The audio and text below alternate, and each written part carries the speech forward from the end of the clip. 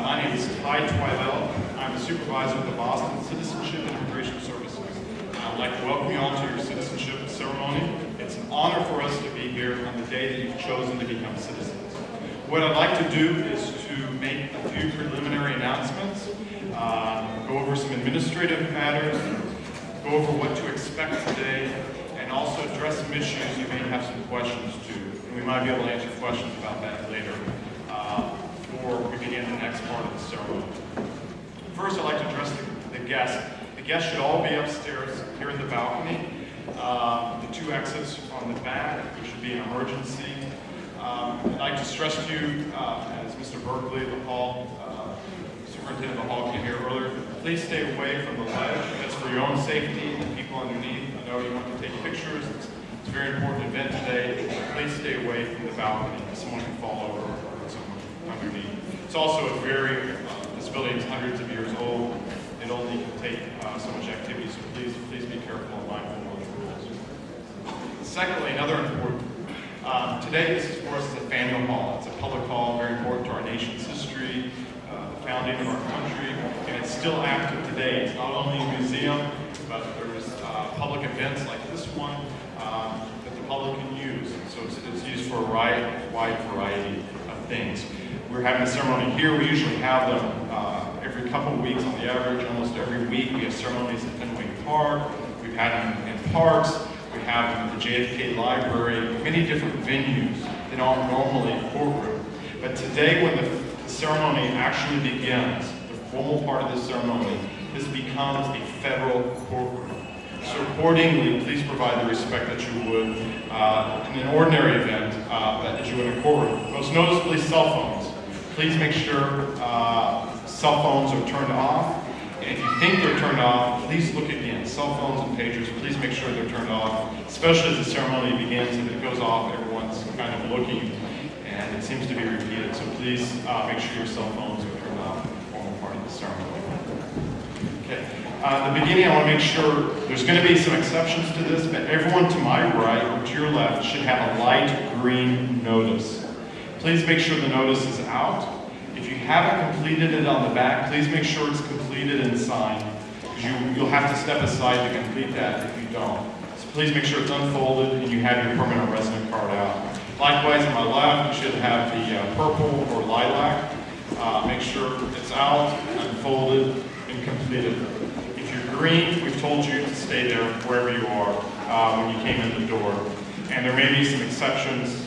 Colors, we've told you to sit in a certain place.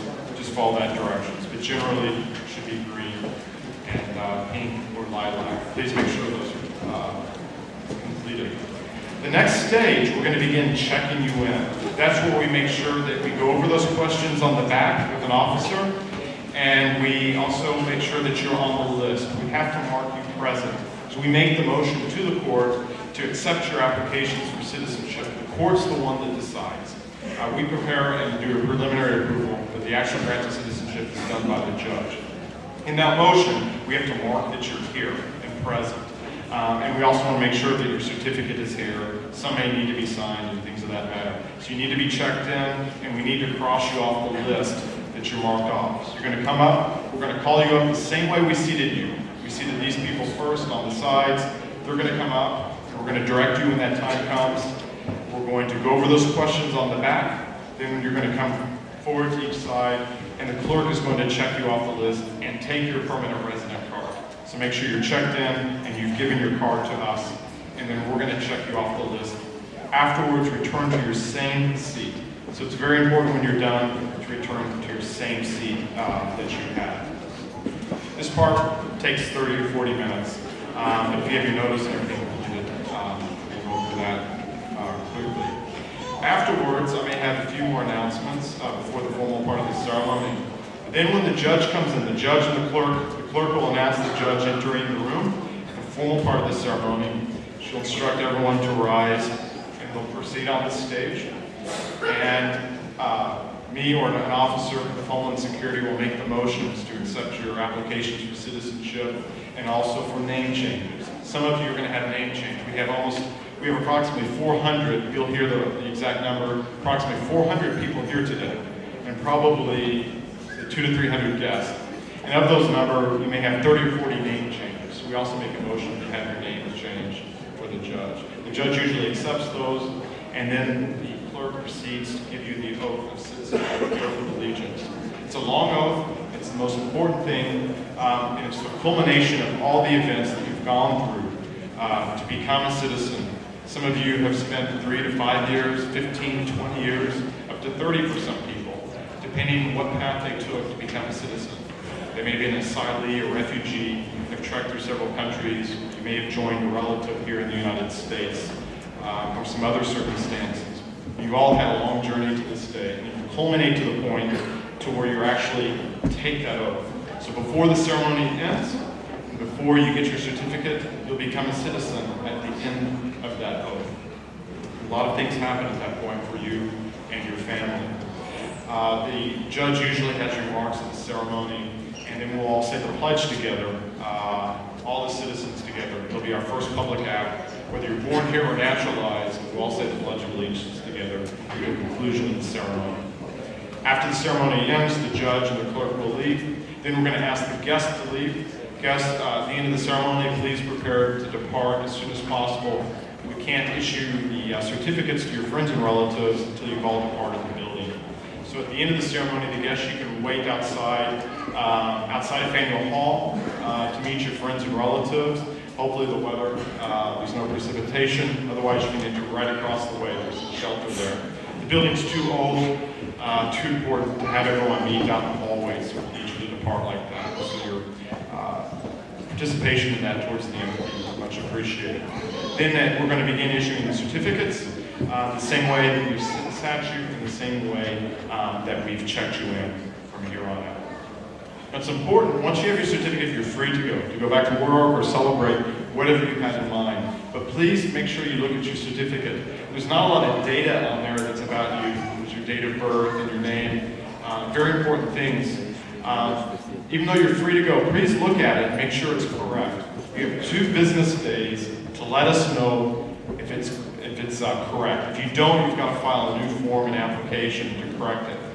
Those of you with name changes, your new name will not be until your certificate. So your notice, address, things like that aren't as important on the notice, but on the certificate, please make sure that's correct. If it's not, we would like for you to notify us today. We'll have you take a seat, then after we're done issuing the certificates, we'll address that. Most of these can be addressed right away, whether it's something that we left out or that you didn't have clear on the application. We usually resolve those really quickly, either today or tomorrow. It's faster just to let us know today, and we can take care of that. So please, you're free to go at the end, but please make sure those are correct on those. And that's how the ceremony will begin today. Quickly, I want to touch a few issues that a lot of people seem surprised about, but you should know from the beginning, especially regarding passports, and also a few other matters regarding immigration and the impact on your family. First of all, after you're sworn in today, you're sworn in as a citizen, you must have a U.S. passport to travel. First, it's explicitly required by the regulations that U.S. citizens must have a U.S. passport to travel. But also the United States government doesn't recognize dual citizenship. It only recognizes whether you're a U.S. citizen or you're not, to protect you and for various reasons, issues of state, dealing with the citizens who travel abroad. So you must have a U.S. passport.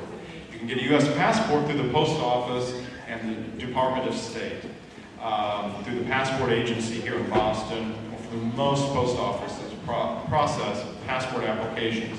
Typically, passport applications take 4 to 6 weeks.